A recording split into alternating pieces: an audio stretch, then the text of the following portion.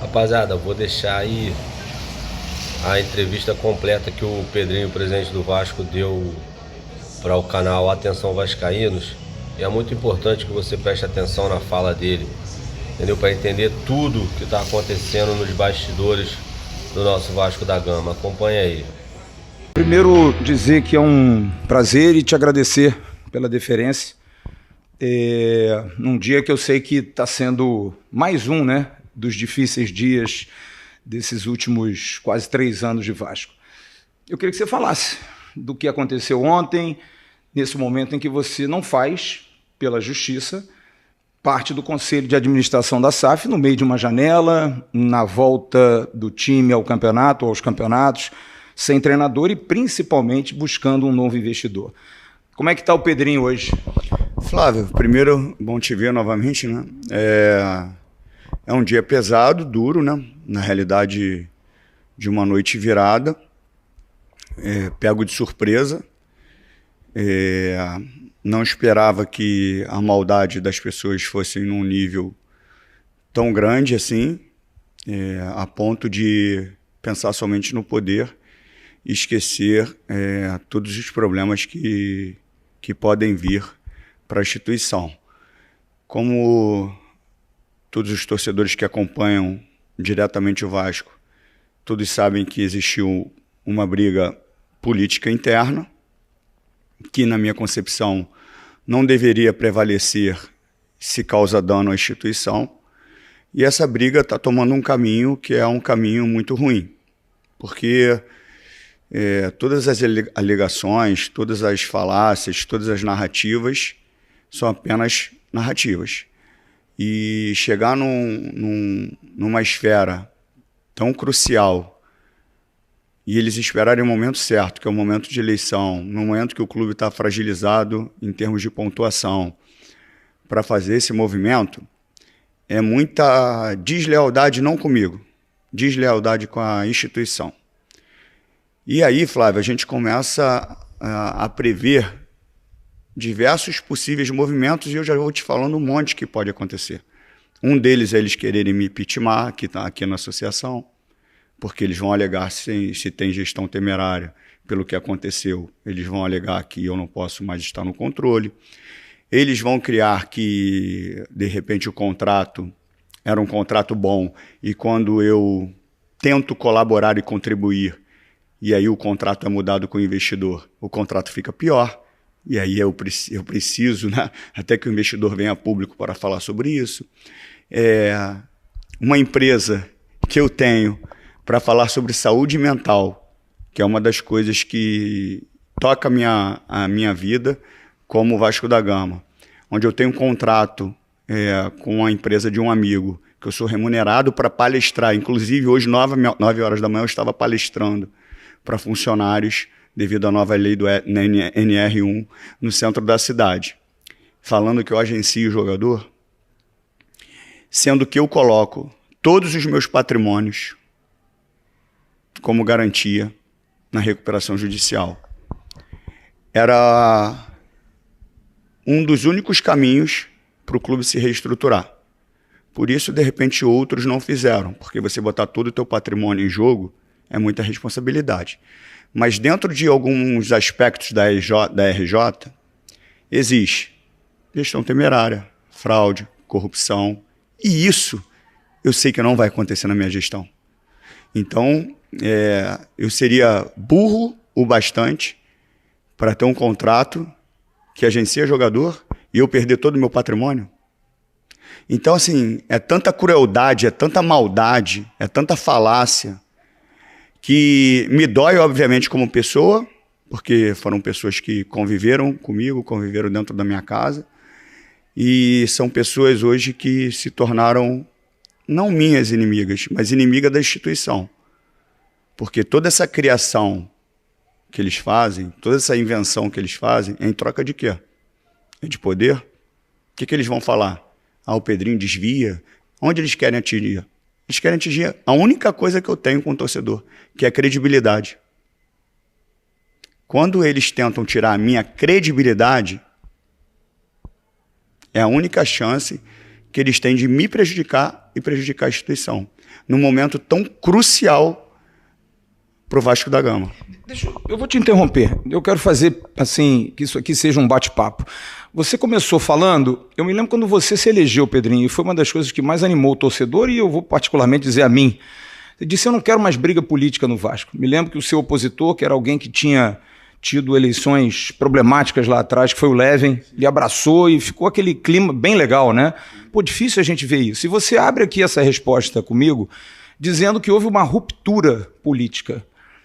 Por que houve essa ruptura política? Explica um pouquinho esse... Porque os argumentos são grandes, de que havia um grande grupo e o grupo foi diminuindo. Enfim, eu queria que você explicasse essa relação que se deteriorou com o tempo. Cara, o conceito final, realmente, assim, eu não sei te falar. A estrutura que eles estão tentando criar é que existe quadrilha, é que existe roubo, é que existe fraude. E eu sempre falei desde o início, se qualquer coisa acontecer de forma irregular, seja quem for, vai embora. Não vai existir isso comigo aqui dentro. Não vai existir, Flávio. Comigo não vai existir sacanagem. Essa foi a minha frase. Então, se tivesse alegações, como eles alegaram, eu sempre digo, cadê as provas? Cadê as provas? Cadê as provas? Agora, a única coisa que me preocupa, e muito, Flávio, é porque uma mentira ou uma historinha que se torne uma narrativa bem contada, com canetas bem pesadas, ela destrói reputações. E é isso que vão tentar criar. Eles vão criar narrativas, histórias, mas com a mão pesada. A caneta é muito pesada. E se você me perguntar, eu tenho medo? Tenho. Eles podem criar qualquer coisa ao meu respeito. Porque eles pegam uma historinha, montam a historinha, criam a narrativa e a caneta pesa. Então eu tenho medo. Você acha que essa situação que aconteceu domingo, da ação colocando em suspeição a sua empresa, de que você agenciaria jogadores, é por aí, é esse caminho? E como é que você se defende? Você falou que a empresa foi criada para palestrar, enfim, para você ter outros negócios, né? Como é que você se defende? Esse contrato seu foi levado a compliance? Passou? Isso foi aprovado? Flávio, quando você abre uma empresa, vem ali diversos aspectos. Dentre eles estava agenciar jogador. Foi identificado pela 777. Sim. Porque já é um padrão, já vem no contrato. E a gente tirou imediatamente. Inclusive com um dos personagens que hoje é opositor. Inclusive, eu tinha um resquício, que eu não me lembro o valor, e posso estar enganado, e se eu estiver enganado, me perdoem. Não sei se era 80 mil, 50 mil, 70 mil, não lembro o valor. Que era um resquício de uma ação que tinha do Vasco, e eu tive que abrir mão. E abrir mão do dinheiro. E quando eu saí da Globo, eu recebi milhares de propostas para canais de televisão, youtubers, para ganhar um dinheiro significativo. Enquanto eu estava na Globo, eu recebi proposta para trabalhar em clubes e ser remunerado.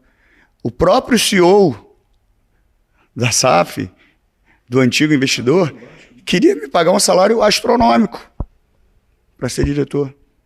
E eu recusei. E qual é tão chulo, assim, é tão medíocre, porque qual é a racionalidade de eu colocar meus patrimônios e cometer alguma irregularidade para perder meu patrimônio, que vale trilhões de vezes mais do que supostamente eles estão alegando aí qualquer tipo de irregularidade. Então, assim, isso se desmancha, se cai por terra, facilmente. Agora, se você pega uma história, desenha, isso aqui está vinculado a isso aqui, que eu não sei o quê, e a caneta, que é o meu medo, pesa, aí eu tenho muito receio do que pode acontecer. Mas eu espero que a caneta pesada não vença a verdade. É só isso. Pedrinho, assim, eu vou te fazer uma pergunta bastante direta. Se alguém pedir a você hoje, abra o seu sigilo bancário, liberado. Você abre sem problema? Liberado. Tá liberado. Sempre teve, pô. Inclusive, uma história que aconteceu aqui com o Vasco. Quando eu saio do Vasco, que eu vou pro Palmeiras, eu assino aqui uma rescisão, certo? E eu não queria de forma nenhuma entrar na justiça contra o Vasco, mas eu tinha muito dinheiro para receber. E foi uma luta constante para eu não entrar na justiça, porque eu não queria entrar na justiça contra o Vasco. E eu não tentava, não conseguia, né? Não tentavam fazer um acordo, não conseguia, e eu precisava do dinheiro. Entrei na justiça.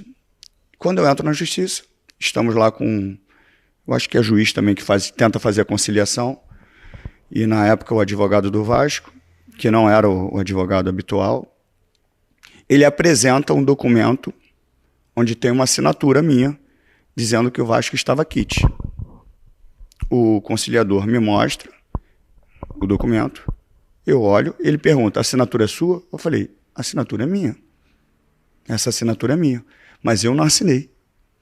Então eu não sei se botaram carbono, é carbono que se fala? Eu não sei se falsificaram.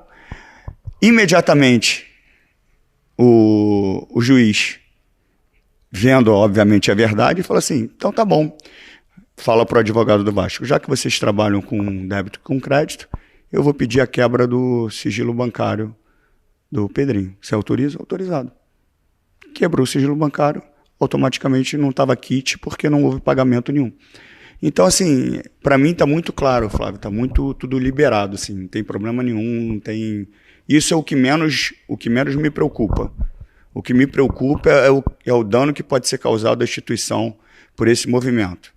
A gente vai falar de investidor, eu espero você falar sobre o investidor, para a gente chegar em que consequências essa atitude pode... as consequências que essa atitude pode ter causado. Eu estou seguindo um caminho aqui que eu acho que são esclarecimentos importantes e eu vou citar 3 personagens que são muito citados por aqueles que hoje, teoricamente, agora na prática, em função até da exoneração ontem e de alguns personagens que não estão mais do Vasco, sempre colocam como sendo os seus 3 mais ligados. Alain Belaciano, que é presidente da Assembleia Geral, o Cristiano Campos, que é uma pessoa muito ligada e está no Conselho de Administração, e o Marcelo Macedo, que é vice-presidente também, que também está muito ligado a você. E todos, de alguma maneira, principalmente o Alain Belaciano, é muito acusado em relação à questão da RJ, de ter fraudado. Como é que você defende-os em relação a isso? O que você fala a respeito dessas acusações? Eu defendo o Vasco. Alain cometeu alguma irregularidade? Prova. Provou? Tá fora. Sim. Essa e outras vezes, foi dessa vez que foi uma primeira conversa, e de outras vezes foi sempre a frase que eu falei. Prova. Tá provado? Tá fora, pô. Ninguém vai prejudicar o Vasco. Nem eu e nem ninguém ao meu redor. Seja ele quem for. Agora, se alegam que tem uma fraude na RJ. Essa fraude aconteceu como? Se ela foi assinada pelos executivos. Aí os executivos assinaram e alegaram algo que eles assinaram porque passou batido. Tá bom, passou batido. Mas não pode ficar assim. Nós temos que fazer alguma coisa.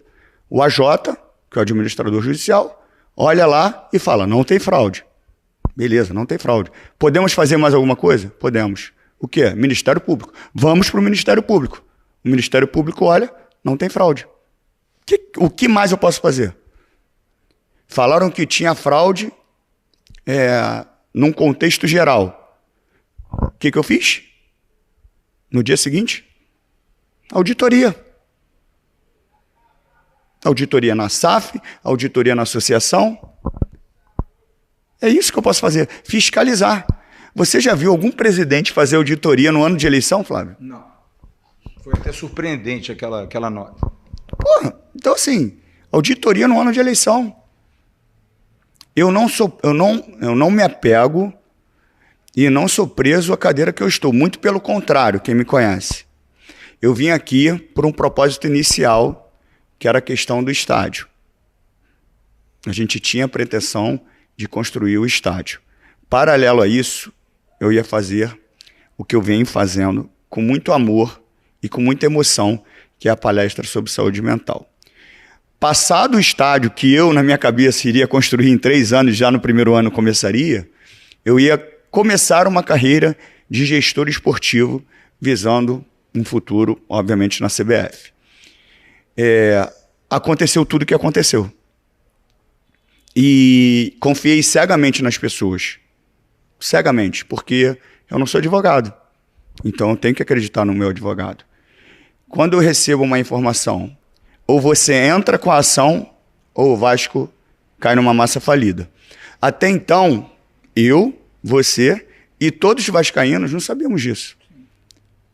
Eu precisava saber se aquela informação era verdadeira ou não. Então eu tenho que confiar na pessoa para tomar uma decisão. Foi a primeira de muitas decisões difíceis que eu venho tomando até aqui. Eu fui para casa, pedi um tempo para pensar, fui chorando porque me abalava muito, porque eu falei assim, o torcedor não sabe o que está acontecendo, vai achar que eu estou ali querendo um poder, como foi falado na época, e acabou. A torcida vai querer me matar, porque ninguém entende o que está acontecendo. E eu recebo o telefonema de novo, ou você entra com a ação, ou o Vasco vai entrar numa massa falida. A decisão é tua. E eu falo, entra com a ação. E assim foi feito. A primeira tomada de decisão difícil, em troca de confiança. Quando a gente vai para recuperação judicial, era o único meio de sobrevivência, porque você pode entrevistar os financeiros, quem você quiser, Flávio. A gente não tinha dinheiro para o mês seguinte. Como eu não tinha acesso a nada, o que era falado para mim é que o Vasco tinha 80 milhões em caixa. Quando a gente entrou, se eu não me engano, a gente tinha 800 mil em caixa. A gente não tinha salário para o mês seguinte.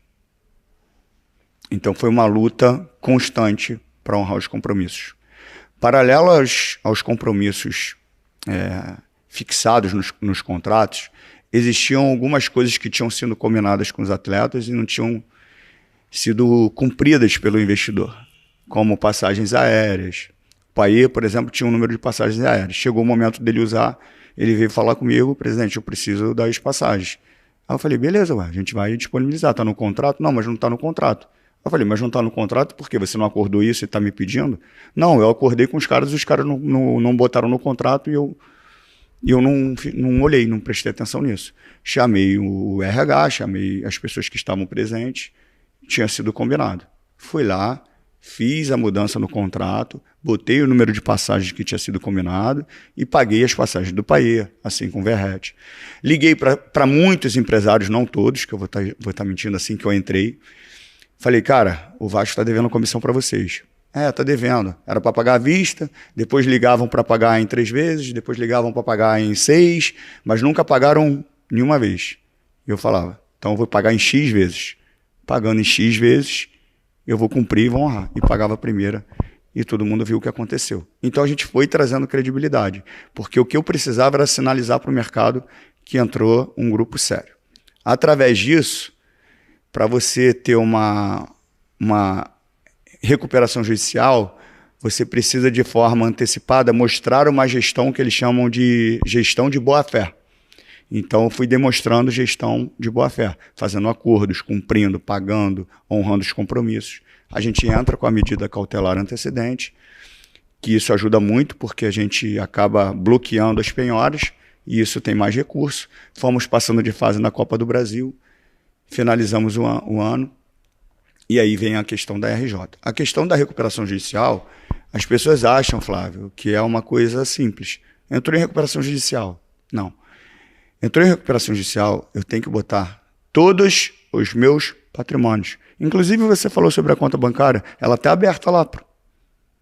O juiz tem acesso à minha conta bancária o tempo inteiro, pô, pela recuperação judicial. Então não precisa nem quebrar sigilo, ele tem acesso. Então está tudo lá. Só que existe uma coisa, eu tenho uma família, eu controlo os meus atos, mas eu não sei se, desportivamente, o clube poderia ter um insucesso, menos recurso financeiro, dificuldade para fazer os pagamentos. Se eu não compro os pagamentos, eu tenho gestão temerária. Tenho gestão temerária, eu posso perder meus bens. Então já era um outro ponto que eu não controlava. Mesmo assim, Flávio, brigando em casa, de forma dura, eu coloquei o Vasco, porque eu achava que era o caminho e confiava no processo que estava sendo feito. Então a recuperação judicial foi um ponto importantíssimo para os passos seguintes. Por quê? A dívida era uma bagunça. toda hora penhora, tu não sabe, toda hora aparece um credor. Quando a gente entra na recuperação judicial, e é lógico que ninguém fica satisfeito de ter que dar um deságio duro, às vezes, no credor, e como eu vi em muitas declarações do próprio Valdir, que a gente tem que botar uma vírgula, porque tem um viés muito político ali, mas sempre com muito respeito ao atleta Valdir, ele fala, eu fui obrigado. Não, ele foi obrigado não, ele poderia votar não, que ele receberia do mesmo jeito que ele está recebendo. Que eu acho que até, se eu não me engano, eu posso estar errado, que são muitos processos. Eu acho que ele recebe até integral, é parcelado, mas eu acho que é integral o valor dele, eu não sei se mudou, se ele teve deságio. É duro dar deságio. Um dos meus pedidos foi a classe mais humilde não ter deságio, receber integral, porque meu pai também foi um motorista de caminhão de lixo aqui do clube. E a recuperação judicial, ela fez o quê? É como se fosse o seu armário de roupa. Ela botou camisa no lugar de camisa, na gaveta de camisa, cueca na gaveta de cueca, short na gaveta de short. Então está tudo arrumado. Quando um investidor olha para o cenário, ele sabe exatamente tudo que o Vasco tem. Além do tombo, no bom sentido, que a gente deu na dívida. A gente tem uma queda na dívida extraordinária. E organizamos completamente a dívida. O plano da recuperação judicial não é feito por mim, é feito pelos executivos junto com a Álvares Marçal, é levado ao juiz, é aprovado pelos credores, e, se eu não me engano, foi uma das maiores aprovações da recuperação judicial, com 97,7% dos credores aprovados. Com isso, um investidor olha para o cenário e vê, a casa está arrumada. Chegando os investidores, né, olham e vê a casa arrumada. Chegando nos investidores, nenhum investidor chegou com uma proposta oficial, a não ser o Lamac. A história de grego, italiano, foi tudo foguete, né? Não vou dar nomes específicos, mas citado por vocês. Para mim, uns usaram muito mais o Vasco para se promover o nome na pessoa física e tal, do que interesse, porque foi tudo passado para eles, NDAs assinados, e nunca tiveram retorno de nada, de nenhum interesse, de nenhuma proposta. Mas peraí, mas você fala, por exemplo, do Lamac, que a gente vai entrar agora. A RJ foi aprovada em janeiro, se eu não me engano, desse ano, né? Foi a partir dali ou já se tinha uma... Já tinha uma conversa anterior de um início de construção de uma possibilidade para a compra do Vasco da Gama. E aí, depois de um tempo, parou um pouquinho, esfriou, e a gente retomou, se eu não me engano, nós retomamos, eu não quero cometer erro com datas, né? Mas eu sou ruim para isso. Mas acho que em janeiro, ou no final do ano, nós retomamos de uma forma muito direta, rápida, que já poderia ter sido até assinado o contrato já no início do ano. Então janeiro já podia ter tido esse movimento? Já poderia. Se a gente já tivesse acelerado todos os processos, a gente já tinha a possibilidade de ter um aporte no meio do ano até para investimento no futebol, que facilitaria muito. Mas com todos esses problemas causados de forma intencional, além de querer afastar o investidor, né, obviamente prejudicar de forma desportiva. E por que eu falo assim, Flávio? Afastar o investidor. Porque se o investidor não conhecesse exatamente quem eu sou, ele poderia desistir do negócio com todo esse tumulto. Como eu falei para você e vou repetir. Essas pessoas, eu já sei todos os caminhos que elas vão seguir para deixar o investidor duvidoso, mas eles estão enganados, tá? Cada vez mais que eles fazem isso, o investidor fica mais à vontade e seguro para fazer o negócio com relação ao Vasco da Gama. Isso aí é muito importante. O que aconteceu ontem não diminui o interesse dele. Por enquanto, não. Pelo menos demonstrou muito mais interesse, ainda mais pelo que estão fazendo comigo. Por quê, Flávio? O que eles vão fazer? A única forma que eles têm de me atacar, mesmo desportivamente a gente não indo bem, é a minha credibilidade. E quando ele tira a minha credibilidade, ele coloca em risco a recuperação judicial, ele coloca em risco o investidor. Eles vão querer atrelar, Flávio, todas as minhas atividades pessoais, principalmente com relação ao projeto que eu tenho com os meus amigos de saúde mental a Vasco. É isso que eles vão fazer. Isso é covardia. Isso é covardia. Eu nunca tirei e nunca vou tirar R$1 do Vasco da Gama. Só tirei honestamente trabalhando. Nunca tirei e não vou tirar. E não tem sentido o que eles estão fazendo. Não tem sentido o que eles estão fazendo. É maldade e crueldade eles atrelarem a minha atividade pessoal com isso. Por quê? Porque, primeiro, são inteligentes demais, mas eu coloco os meus bens e eu vou me prejudicar para perder meus bens? Primeiro que eu não sou ladrão. Meu pai foi um cara humilde, trabalhou aqui atrás como motorista de caminhão de lixo, me deu dignidade. Eu abri mão de um salário alto na comunicação para fazer um outro projeto de vida. Então vocês não vão colar essa historinha comigo. Não vão. Vocês têm a caneta, vocês têm o poder, e vocês só vão conseguir fazer isso se vocês usarem o poder da caneta de vocês. Vocês só vão fazer isso se vocês usarem a caneta de vocês. Montar a historinha de vocês, a novelinha de vocês, a narrativa de vocês, criarem todo o cenário e dar canetada. É isso que vocês vão fazer. Porque legalmente vocês estão mentindo, estão destruindo ou querendo destruir a minha reputação e não vão. Mas tirando a minha questão, que o mais importante é que a instituição não prejudique o Vasco. Não atrapalhem a venda. Não atrapalhem a venda. O investidor é um investidor sério, é um investidor de credibilidade, que eu não estou preocupado de botar 10, 30, 40 bilhões imediato e quebrar o clube depois, como a gente vê por aí. Não é isso.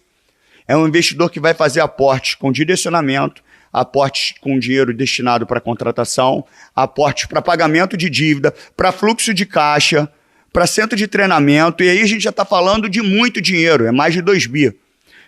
Flávio, como sempre eu fui muito verdadeiro com o Vasco, você consegue precificar o Vasco, o valor do Vasco? Não, é muito difícil. Nem eu. Se eu falar que o Vasco vale 300 bilhões de reais, a gente vai achar que é muito dinheiro, mas é para precificar? Dá para precificar? A relação que eu tenho com meu pai através do Vasco, com meu filho através do Vasco, tem preço? 1 bi, 2 bi, 3 bi, 4 bi, você não consegue precificar. A gente sabe que o Vasco vale demais, mas uma coisa é o sentimento que a gente tem pelo Vasco, e outra coisa é a realidade financeira que o clube vive.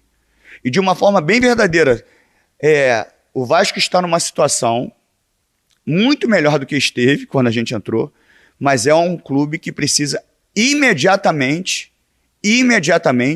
de injeção de dinheiro, seja para contratação, seja para CT, mas o mais importante que isso, para o pagamento das dívidas, que isso vai ser o maior legado, porque o investidor assume imediatamente, quando ele compra o Vasco, ele assume as dívidas para ele. Então isso é uma responsabilidade com os próprios credores, porque eu tenho a responsabilidade de honrar os compromissos, de não ter fraude, de não ter sacanagem, porque senão eu perco meus bens. E eu acredito que eles podem fazer maldade até para eu perder meus bens. Tá? Até para eu perder meus bens. Mas quando entra o investidor, o credor, acabou. A dívida do Vasco vai ser paga. Então, mais do que uma injeção imediata, títulos, o Vasco não vai ter dificuldades pelo resto da sua existência. Porque é um investidor com uma garantia num valor extremamente absurdo, que vai ser divulgado, na física e na empresa.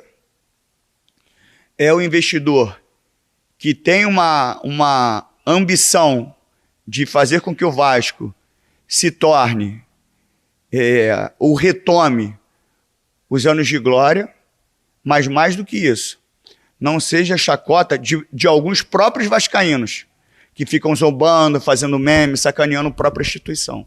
Então esse é um investidor que está na linha, está na agulha. Isso não é conversa de político, porque eu não sou político. Quando eu erro. Quando eu acerto, eu acerto. Eu falei a questão do potencial construtivo, que o meu erro foi acreditar e não tinha assinado. Assumi a responsabilidade. Tenho a pretensão, obviamente, de dar o pontapé mais rápido da construção do estádio. Acerto e erro como gestor. E é um outro ponto bom para observar, Flávio. A gente vai continuar no investidor, que os assuntos vão se entrelaçando. As pessoas esperavam muito de mim, no futebol especificamente, porque eu fui eleito 4 vezes o melhor comentarista do Brasil. Só que quando eu atravesso esse caminho, a Associação SAF, eu tenho uma pane dentro de um avião gigantesco. E aí eu direciono todas as minhas energias, obviamente, para a reestruturação financeira, para busca do investidor, a relação do contrato. E com isso, um departamento esportivo é pago para isso. Então as pessoas elogiam o nosso executivo com muito mérito, que merece o Admar, nas ótimas contratações que fazem, mas quando dá errado, criticam o Pedrinho. Então, assim, é um viés muito distorcido. Eu sou responsável por tudo, mas nesses praticamente 3 anos, Flávio, a minha participação foi menos do que as pessoas imaginam por causa da questão de reestruturação financeira e do investidor no futebol. Então a gente está na agulha, mas muito na agulha para um investidor. E eu acho que o movimento deles foi sabido. Por isso que aconteceu agora. Mas a grande preocupação, Pedro, diante daquilo que aconteceu ontem, você pode afirmar hoje que o negócio pode não andar? Ou você tem a certeza de que vai andar mesmo assim? Se o negócio não andar, é responsabilidade total deles. Total deles. Total, Flávio. Total. Inclusive, eu acho que em algum momento o investidor tem que falar. Porque parece que só eu falo. O investidor tem que falar. Então, assim... Mas de ontem para hoje, você falou com ele? Falei muitas vezes, por sinal. Inclusive, quando saiu à noite, falei muitas vezes. E causa uma revolta, uma estranheza, porque, como eu te falei, Flávio, reputação é uma coisa que você demora anos para construir. Demora anos. Eu posso ter 500 defeitos, Flávio. Posso ser julgado por muitos que falam que eu falo pouco, que eu dou pouca entrevista, e na realidade até em off que eu falei para você, em coletivas, em sabatina, eu sou o que mais dou coletivas. Eu sou o presidente que mais dou coletiva. O que eu menos faço, eu acho, é falar em ambientes mais controlados, na própria TV do clube, como outros presidentes falam. E também é um aprendizado. De repente é isso que eu tenho que fazer mesmo, comunicar mais com o torcedor. Mas eu estou tão focado nos objetivos que eu tenho para cumprir, que às vezes eu não tenho uma resposta que o torcedor quer imediata, tipo estádio. O investidor, eu não vou conseguir falar, está assinado, tem o estádio, então vou dar sempre as mesmas respostas. E o torcedor vai achar que eu estou contando historinha. Então eu preciso dar uma entrevista para chegar e falar algo diferente. Para falar algo que realmente importa. Você não quer falar por falar. Por falar, porque eu vou estar ali falando por falar. Hoje, excepcionalmente, aconteceu uma coisa grave. Deixa eu te interromper, você não acha que é por isso que talvez o grupo que hoje briga, nessa briga com você, reclame de falta de transparência pelo fato de você não se expor muito? Não, porque a falta de transparência que eles alegam, eles têm acesso a tudo. Eles têm acesso a tudo. Eles sabem do contrato, eles sabem. Como é que eles vão alegar agora que o contrato é ruim? Então, porque eles têm acesso ao contrato. Eles vão falar que o contrato antes era melhor. Pergunta para o investidor onde ele vai gastar mais dinheiro, se era no primeiro ou se era no segundo. É só perguntar para o investidor. Você falou que tinha um fato que aconteceu hoje. Qual foi o fato que aconteceu hoje? Não, o fato que eu digo de eu falar hoje foi pelo que aconteceu. Sim. De eu ser afastado e eles vão imputar, atrelar o que é uma covardia, maldade, porque você me conhece há 200 anos e como eu falei, contratar eu vou errar e vou acertar, apesar de ter participado pouco, e essa responsabilidade é minha como presidente, sem problema, é minha como presidente. Mas falar que o dinheiro da minha vida pessoal é dinheiro do Vasco, Que é isso que eles vão fazer. Eu disse tudo que eles vão fazer. Eles vão falar que o dinheiro da minha vida pessoal, que eu tenho um projeto com meus amigos, é do Vasco. Eles vão querer me pitimar e me tirar daqui. Eles vão falar que o contrato é ruim. Eles vão falar tudo que você possa imaginar e eu já estou antecipando, porque é isso que eles vão fazer. E essa covardia comigo me dói porque conviviam dentro da minha casa. Tomavam vinho dentro da minha casa. Conhecem a minha família. Sabem quem eu sou. Flávio, para te dar um exemplo bem simples da minha correção com a instituição. Vai ser divulgado essa semana, nós, com muito amor e carinho, nós reestruturamos o refeitório. Eu não sei se você chegou aí no refeitório da SAF. Não. Antes. Nós fizemos um refeitório na SAF novo e fizemos um lounge numa hora de descanso dos atletas, não um descanso de um treino para o outro de 2 períodos. No CT, né? No CT. Por exemplo, eles treinaram e vão para o aeroporto às 2h30, só sai o ônibus. Eles acabaram de treinar, não tinha onde eles ficarem. E eu fiz um lounge ali para eles não ficarem parados dentro do ônibus esperando o tempo certo para sair. E vai ser inaugurado essa semana. Vai ser mostrado para vocês essa semana. Eu cheguei lá, domingo, inclusive, fiquei 2 horas dentro do CT, porque a gente estava finalizando para entregar tudo pronto na segunda-feira. Fiquei lá, olhei tudo bonito, conversei com as tias da cozinha, né, que a gente chama de tia da cozinha, e vi as mesas montadas e falei, pô, é uma coisa simples, mas só para você entender. Pô, podia ter um jogo americano aqui. Aí a tia da cozinha falou, poderia. Aí eu falei, deixa eu ver os pratos mais antigos, os talheres mais antigos, o copo de isopor, que tem que ter para o cafezinho rápido que sai, mas tem que ter a xícara ali. Eu ligo para o financeiro, eu poderia dar uma ordem, porque eu sei que o custo não é alto. Eu poderia ligar para o financeiro e falar assim, preciso de tantos pratos, de tantos talheres, de tantos copos, de tantas xícaras. Não. Eu pergunto ao financeiro, eu informo, cara, a gente reestruturou aqui, tá tudo bonito, pô, cara, mas os nossos pratos são antigos, os talheres. A gente tem condição financeira de executar essas compras? E ele me responde, Pedrinho, eu não preciso nem olhar, porque isso é um custo barato. A gente consegue fazer, eu consigo executar. Flávio, eu poderia falar assim, compra aí os pratos. Eu nunca fiz isso. Todas as operações, tudo que acontece, você vai ver todos os registros, se tiver o ok do financeiro. O futebol traz lá o nome do jogador, tal, fazem a avaliação, passa pelo scout, passa pelo treinador, passa pelo Felipe, passa pelo Edmar, chega em mim, confiando, obviamente, em todos, como eu falei que a minha participação foi pequena. Eu só escrevo assim, o financeiro deu o ok, quando o financeiro der o ok, está autorizado a fazer a operação. Então, assim, atrelar a minha saúde mental, o projeto da minha saúde mental, com os meus amigos, com sacanagem, isso é covardia comigo. Isso é covardia. Porque eles vão entrar num campo que é a minha família. E isso eles não vão fazer. Se eles acham que eu tenho medo, porque eu sou um cara sensível, se eles acham que eu tenho medo, eu não tenho medo. Eles podem até me prender, Flávio. Porque se quiser, eles fazem isso. Mas vão me prender de forma errada. Eles vão me tirar da cadeira como te tiraram, da forma errada. Eles vão me tirar da associação, eles vão me pitimar de forma errada, na canetada, porque eles têm poder. Eles sabem disso. Até porque a ameaça eu sofri. Eles sabem disso, que eles estão dando canetada. E qual é a solução para isso, Pedro? Em relação ao que aconteceu ontem, porque a gente preocupa com o torcedor que quer saber do técnico novo, de reforços, do investidor. Qual é a medida que vocês vão tomar? Vão buscar recuperar esse poder? O que está sendo feito? A gente vai avaliar juridicamente, óbvio, para tomar a melhor decisão que não atrapalhe a instituição.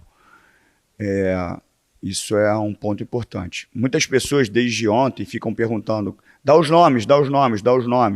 Tem alguns indícios, né? Algumas exonerações, vocês podem observar, e alguns nomes grandes que eu não quero dar por medo mesmo.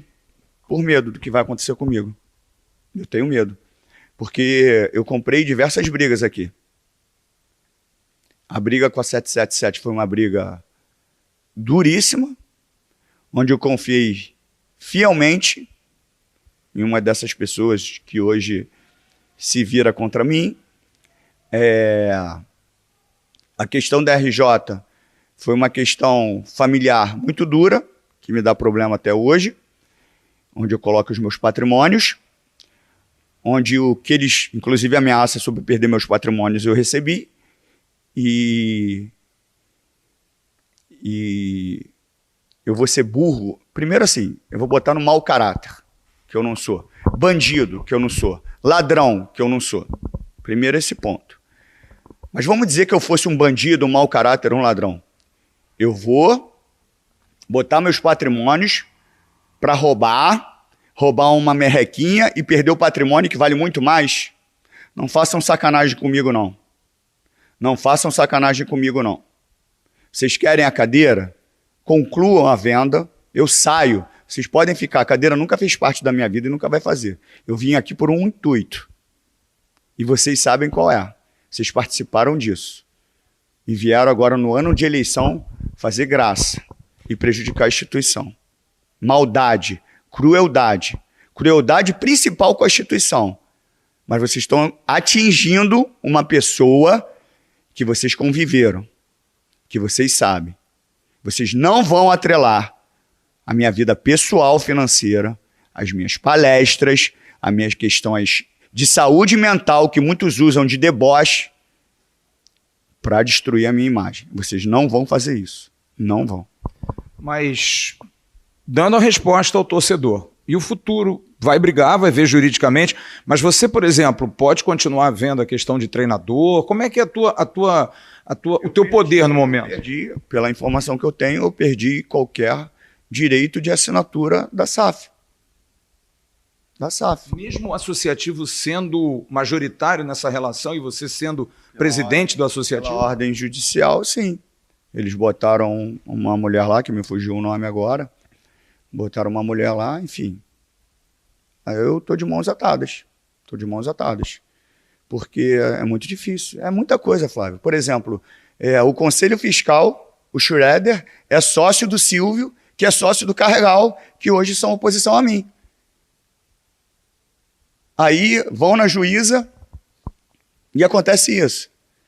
Aí o Zé do táxi alega na minha empresa, que todo mundo já viu que não é de agenciar jogadores, sim de outros meios de comunicação, marketing, palestras, que é ali que eu ganho meu dinheiro. Aí vão atrelar isso, mas o cara vai lá falar que é de jogador para puxar a minha empresa, para fazer gracinha. Aí eles falam que é gestão temerária e me tiram lá. Eu não posso fazer nada.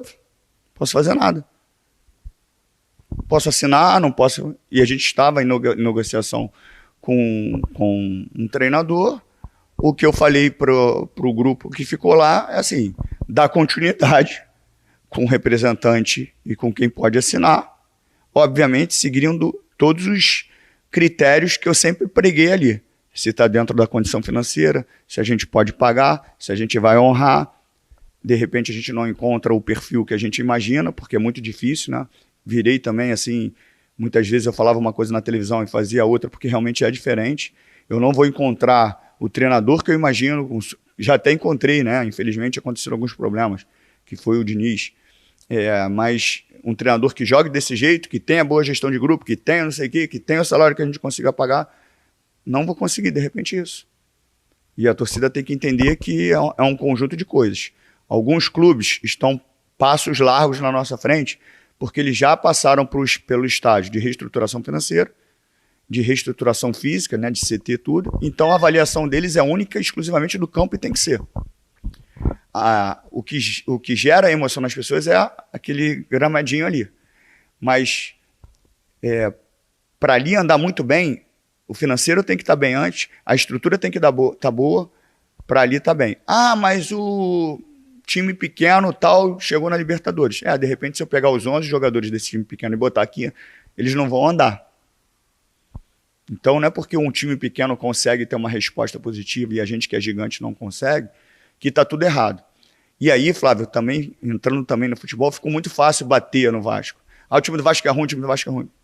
Quando o Cuesta chegou e o Robert Renan, a gente falou que era o camisa 10 da zaga, o Robert Renan, que o Cuesta era um fenômeno, o Andrés Gomes bem demais, o Nuno sensacional, o Matheus França tinha sido a melhor contratação, muita promessa, um Marino que a gente conseguiu tirar do Boca. Esses caras são ruins? De verdade, a gente acha esses caras ruins ou eles não estão desempenhando? Que são coisas diferentes. A contratação que todo mundo falou que foi a melhor contratação, não sei em quantos anos, essas contratações são ruins ou alguns jogadores não deram a resposta que a gente espera e que ainda possam dar? Você tira ali o rival, tira o Palmeiras, você tira Cruzeiro, você tira Atlético Mineiro. É ruim eu falar com essas frases, porque depois fica virando cortezinho para coisinha engraçada. Mas não é isso que eu quero fazer, eu quero que as pessoas exercitem. Compara com todos os outros clubes, todos, Flávio, todos os outros clubes, menos esses que eu citei. A gente ganha aqui, perde ali, é tudo muito equilibrado. O que vai fazer o diferencial é o desempenho. Quando a gente desempenhou bem, a gente levou vantagem sobre os adversários, que são do mesmo nível que a gente ou até menor. Quando a gente não desempenhou, a gente desceu de nível. E agora o que a gente precisa é fazer com que esses jogadores, que são bons, que nós contratamos, começar a desempenhar e de forma equilibrada, financeira, justamente porque o investidor ainda não chegou, porque já poderia estar aqui há um bom tempo, o recurso é menor, e tentar ser criativo no mercado, que também é bem difícil, porque você precisa de jogador livre, precisa disso, precisa daquilo. Eu queria te perguntar de alguns personagens. Primeiro, Felipe, que é muito questionado sobre o papel dele, que estaria ali só porque é seu amigo, irmão desde de jovem. Como é que você avalia essa crítica ao Felipe? Como é que você se posiciona em relação a isso? Acho importante que você fale. Eu acho bom também, até como conselho, o Felipe também se expor na fala também, para esclarecer um pouco mais. De repente, a gente usar até a nossa própria TV, a Vasco TV, para mostrar a rotina e o dia a dia do Felipe. Porque realmente as pessoas, como eu tenho um vínculo muito grande com o Felipe, as pessoas associam a função dele à minha amizade. Isso é uma mentira. O Felipe tem todos os cursos de treinador. Eu acho que poucos diretores técnicos, não diretores executivos, poucos profissionais que exerceram a função de diretor técnico têm todas as licenças que o Felipe tem. Além das licenças B, A e Pro, que é da Libertadores, que eu acho que o Felipe fez da Pro também, ele tem de gestão executiva. Então o Felipe é muito preparado. Se o Felipe não tem uma oratória boa, posso concordar com você. Se o Felipe não se expressa da melhor maneira possível, posso concordar com você. Agora, que o Felipe não entende de futebol, isso é uma mentira. Mas de onde é que você acha que se carrega tanta antipatia pelo Felipe? Sendo ele o jogador que ele foi aqui. Porque ele foi proteger 39 jogadores em prol de um. Porque um jogador que saiu, que foi o problema que ele teve numa entrevista com um youtuber. O Capasso.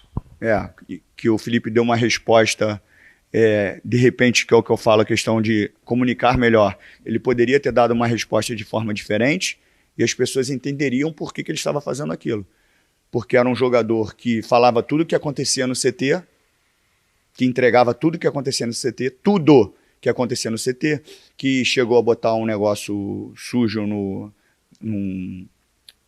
é energético, não quero falar a marca. Pode falar. No Gatorade, para dizer aqui, tá sujo aqui com o Gatorade, humilhava a instituição.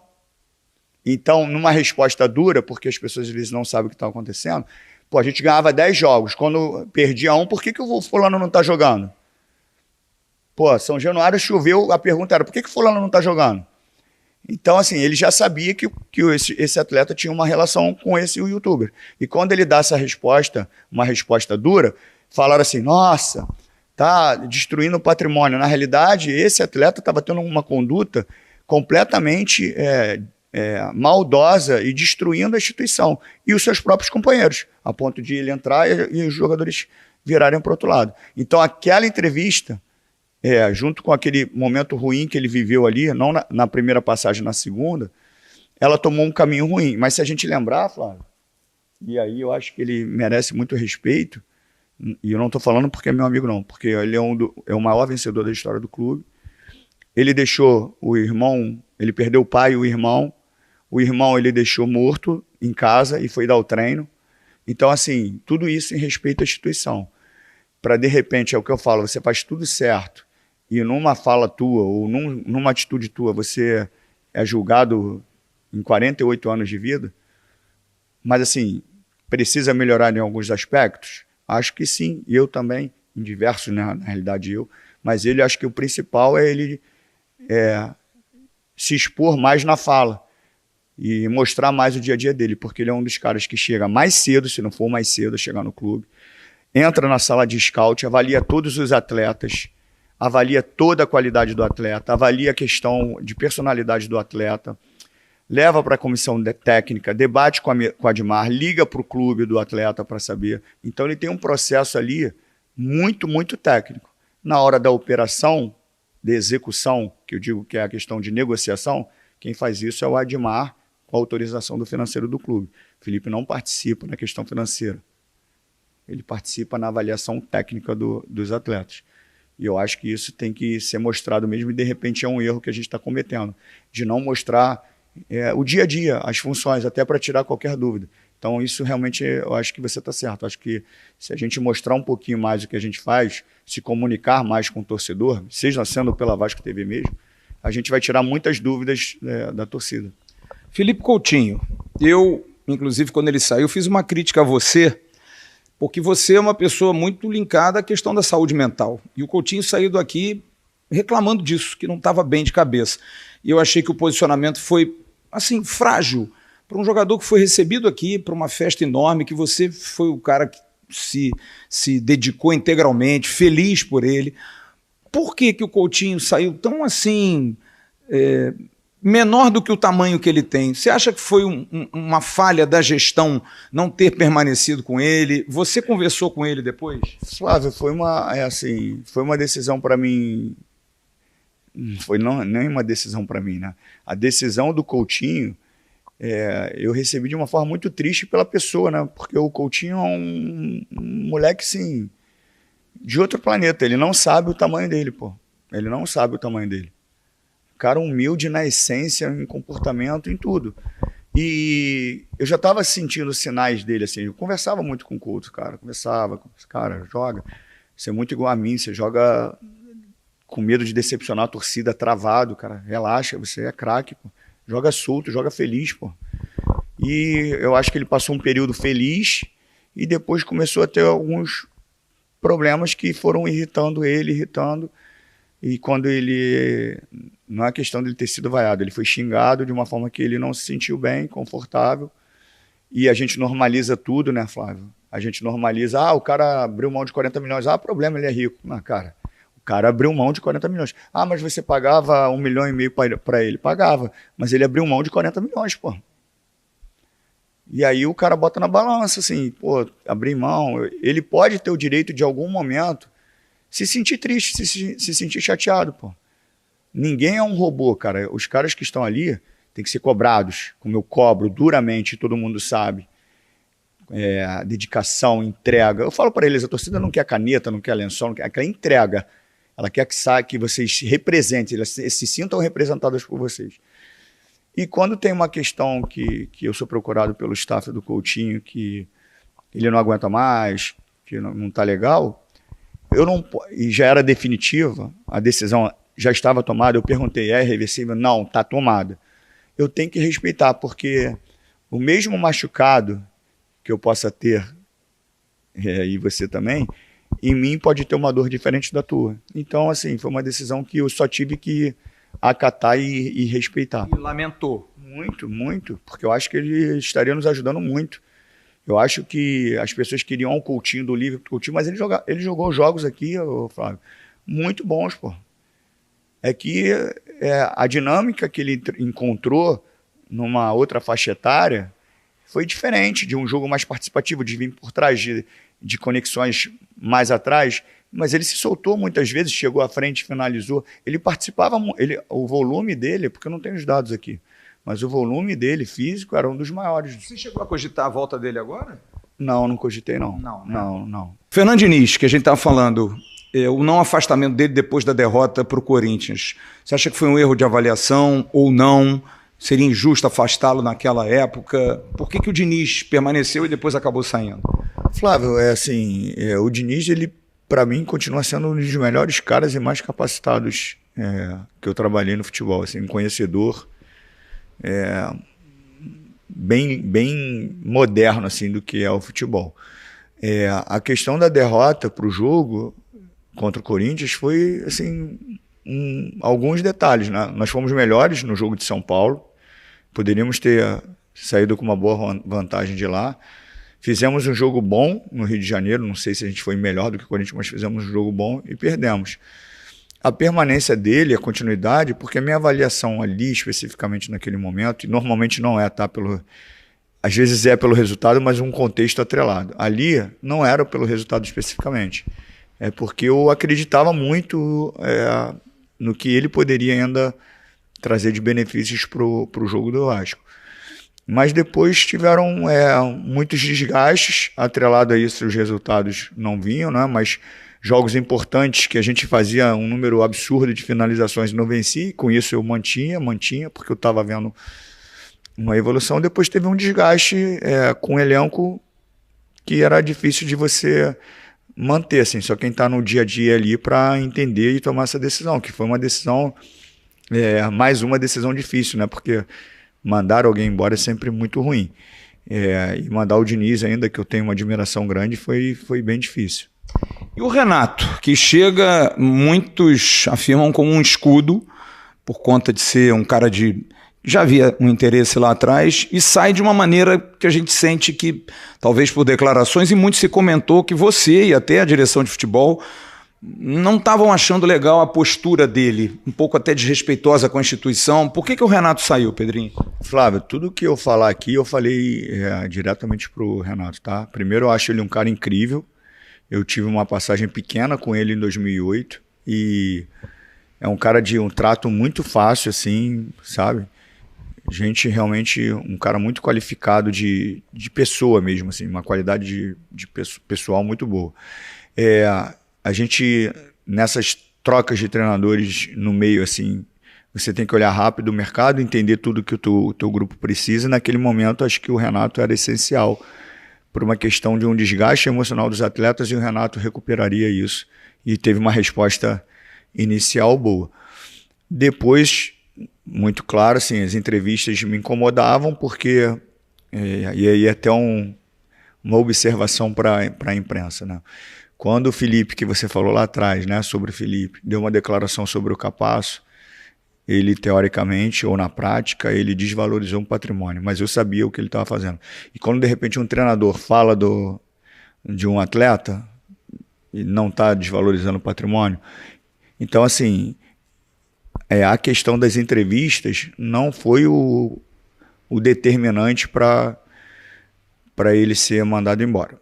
Me incomodava? Me incomodava, porque nós temos que olhar o contexto. Eu tenho que olhar onde eu estou falhando, identificar onde os atletas estão falhando, os jogadores estão falhando, obviamente, o treinador está falhando. É um contexto. Eu não posso só olhar onde os outros estão falhando e eu não olhar para mim. Então eu acho que o Renato é um cara muito bom, mas ele pecou um pouquinho em olhar também para ele onde ele poderia melhorar, e direcionou um míssil muito forte para os atletas, assim, que já estão desacreditados pela própria torcida, por todo mundo, falando mal deles. Aí você vai para uma entrevista e fala que tem que contratar, não faça um milagre. Tudo isso você vai... Então, assim, mas a decisão, ela foi por um contexto desportivo, tá? Não foi por um contexto de entrevista. Isso não entrou no contexto, não. Isso me incomodava, mas não entrou no contexto da demissão. A demissão foi por uma questão de qualidade ali no dia a dia, sobre alguns aspectos de jogo que eu entendia que a gente não ia conseguir mais progredir. Talvez hoje, até pela questão jurídica, você não possa nem responder claramente, mas se você puder, um perfil para um novo treinador. O que vocês estão pensando diante desses quadros de Diniz e Renato, treinadores grandes, de respaldo? Está na hora de repente, ter alguém mais raiz, mais trabalhador? Enfim, qual é o perfil que vocês pensam? Então, Flávio, é difícil a gente tem um diagnóstico, né? A gente tem um perfil que a gente acredita. Mas é difícil eu desenhar esse perfil para você porque eu posso não encontrar no mercado. E se eu desenhar um perfil para você e trouxer um perfil diferente, vão falar exatamente o que falam. O Pedrinho fala uma coisa e faz outra. Então, assim, e também falaram assim, por que esperou tantos dias já para mandar o Renato embora? Porque ali eu ainda estava numa expectativa de esperança de retorno diferente. E saiu algumas notícias que ele não acreditava, que não... Então, assim, se não acreditava era difícil dar continuidade. Mas, assim, o Renato é um cara que adorei trabalhar com ele de uma forma diferente, né? Hoje, como presidente, foi muito bom. Eu tenho uma notícia de que ele teria desistido em função de você ter dito, a direção ter dito que não contrataria reforços. Você chegou a ver isso? Não, o que eu falei para ele é que eu não prometo coisas que eu não consigo cumprir. E deixei muito claro que se a gente não contratasse jogadores, até porque tinha um problema do investidor, eu não sei se daria tempo do investidor entrar por todo o problema que a gente conversou aqui, se a gente teria o dinheiro para contratar jogadores de uma prateleira diferente. Mas, ao mesmo tempo, a gente ia fazer o que nós fizemos o tempo inteiro até agora, sem investidor. Né? Contratações que deram certo, outras contratações que não deram certo, mas a gente teve que se movimentar no mercado como a gente se movimenta sempre. Agora, se eu não trouxesse ninguém, não vai trabalhar? A gente tem que trabalhar com o que a gente tem e tentar fazer o melhor. Então, assim, eu nunca prometi. Nunca prometi que ia trazer e nunca prometi que não iria trazer. Eu falei, eu não posso assumir um compromisso de falar que eu vou trazer 3 caras fenomenais para você. Porque eu vou estar descumprindo isso se eu não trouxer. Mas depende disso. Então, assim, a conversa foi muito direta e franca, entendeu? Então, assim, ele pode comprovar isso. Foi simples assim. Só vou prometer para você o que eu posso cumprir. Se eu tivesse aqui já o investidor com um aporte, eu falaria para você, a gente vai ter X milhões de reais para contratar. Então, beleza. Mas outros clubes trabalham com menos recurso e a gente tem que ser criativo, que é a palavra mais usada, mas é a que cabe nesse momento para trazer jogadores de repente livre, ou que você consiga pagar no próximo ano, que ainda dá tempo, se o investidor entrar, de você esticar um pouquinho para pagar mais lá na frente. É essa inteligência que a gente tem que ter no mercado. E o próximo treinador provavelmente tem que se adequar a isso. Por isso que é difícil você juntar tudo isso, né? Um treinador que caiba na tua folha salarial, que hoje eu acho que a gente consegue alocar bem, que tenha um jogo que a gente possa imaginar, que tenha uma gestão de grupo que a gente possa imaginar. Tudo isso é muito difícil. Então a gente mapeia um cenário, tenta um perfil mais próximo do que a gente acredita para ir em cima. Pedrinho, eu tenho 2 perguntas para encerrar com você. Sobre o Marcos Lamáquia. Porque a gente tem 2 fotos do Lamáquia circulando e as pessoas brincam até se ele não existe, se ele existe. Quem é o Marcos Lamáquia? Por que o Marcos Lamáquia? E é claro, eu tenho que perguntar a relação que se levanta da suspeita do pai, da Leila, do Palmeiras, e que suscita dúvidas aí do presidente do Flamengo e de outros players aí do mercado. O que você falaria ao torcedor do Vasco sobre quem é esse futuro investidor, se, é claro, a venda acontecer? O Lamáquia, por si só, é uma grande marca, né? A família Lamáquia é uma grande marca. O Lamáquia é um cara extremamente rico, onde tem a sua madrasta, que tem um sucesso enorme no futebol, que é uma das grandes gestoras e presidente de clube, que é uma referência, inclusive, para mim, muito capacitada, onde ele tem uma ambição muito grande de, como eu falei já no início, de levar o Vasco novamente ao topo, com processos que serão muito acelerados com o investidor, que a gente levaria anos e anos e anos se não tivesse um investidor aqui, que tem um desejo enorme para reconstruir, dar andamento na reconstrução da instituição. E, na realidade, a gente está fazendo uma melhoria incomparável de investidor. Sai um investidor que até me assusta tomar o controle de novo, para entrar num investidor que realmente quer fazer um aporte que muda para sempre assim a estrutura do Vasco. Quer dizer que o Vasco, se entrar agora, o Vasco é campeão no outro ano? Eu não estou falando sobre isso porque o futebol tem muitas variáveis. Eu estou falando que é um investidor onde o Vasco vai ser um clube de primeira linha em todas as áreas. estruturado, salário em dia, não tem mais conversa de será que vai pagar? Será que tem transfer ban? Precisa de pegar empréstimo. Acabou. A dívida do Vasco, só dele assumir a dívida do Vasco, é o maior benefício que o Vasco está fazendo. As pessoas não estão entendendo isso. Ele assumindo o fluxo de caixa, assumindo a dívida do Vasco, o Vasco já está em outro nível. É uma estrutura de recuperação de uma credibilidade institucional fora do comum. Então, assim, é um cara que quer muito isso.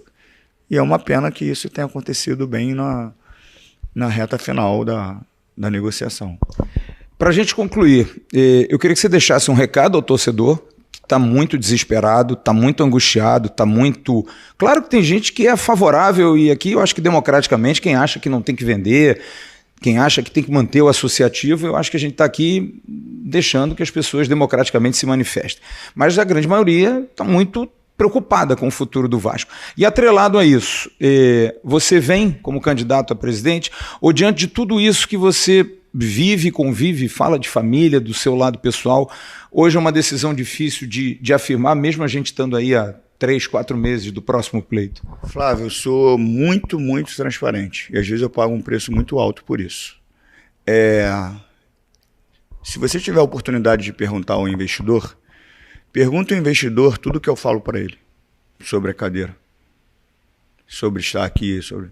Sempre deixei muito claro que eu ia entregar o Vasco para um investidor sério e correto e que eu sairia no outro dia. E o investidor exige a minha permanência por uma questão moral e pela credibilidade. E eu reluto com isso.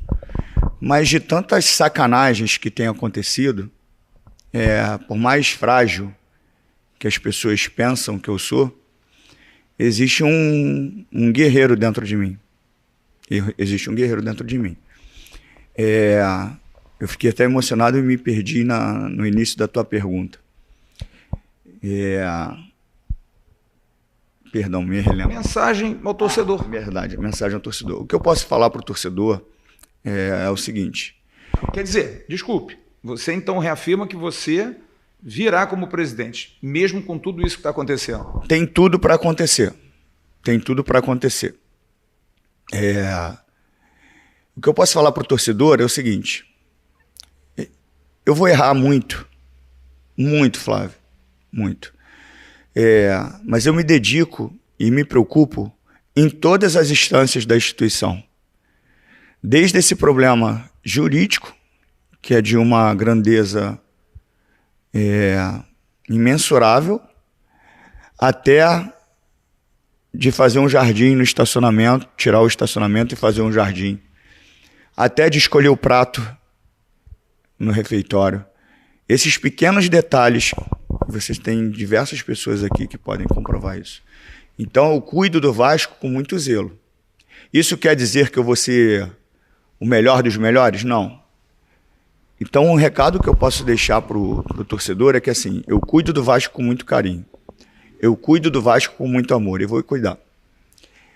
E o que estão fazendo comigo e o que vão fazer comigo é de uma maldade, sem tamanho.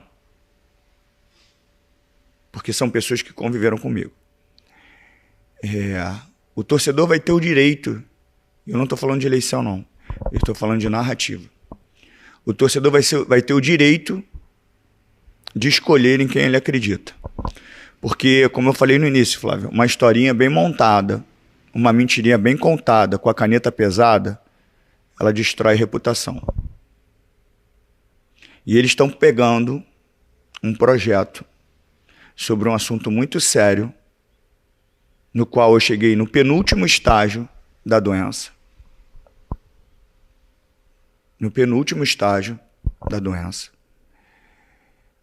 Para tentar atrelar a minha vida pessoal, o meu dinheiro pessoal com o Vasco. Isso é covardia. Então, torcedor,